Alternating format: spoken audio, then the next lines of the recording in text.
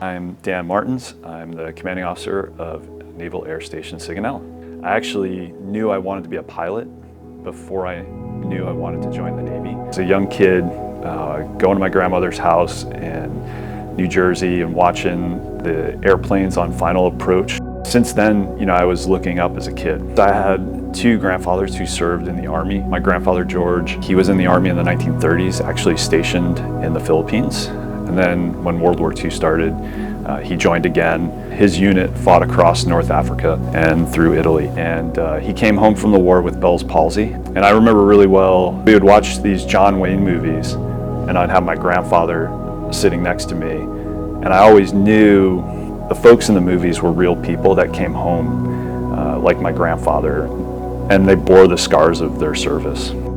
My other grandfather, Joe, was the exact opposite of George. I remember growing up and hearing about it, how he was a firefighter and he fought this huge fire called the Chem Control Fire in 1980. It was a toxic waste dump. It turned into a towering inferno in Elizabeth, New Jersey. He was one of the firefighters and at the time a chief who had his folks on the line and fought that fire and basically saved his town. Growing up with both grandfathers who served and living with the health effects of their service, grew up knowing that there are people who served in our armed forces, but also the folks every day like our firefighters and police officers and EMTs who are out there serving their community. There are a lot of memorable flights throughout my career, but I think the one that I'm most proud of participating in was my last flight as a CO in Hawaii.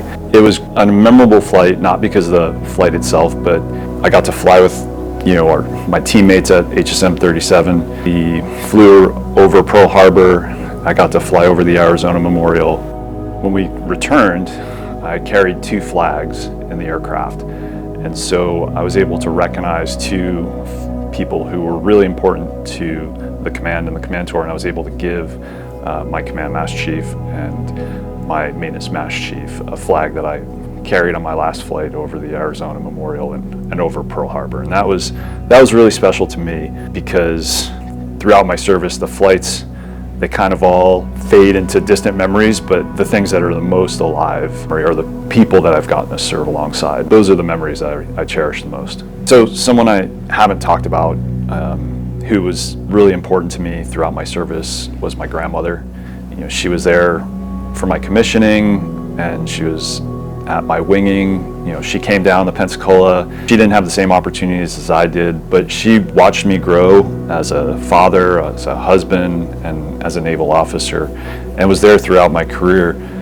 Before she passed away, she wrote down messages for all her grandkids, and the things she wrote down for me, I think captures the essence of service. And she wrote, "Danny, a life in the Navy's been hard, but it's been a good one."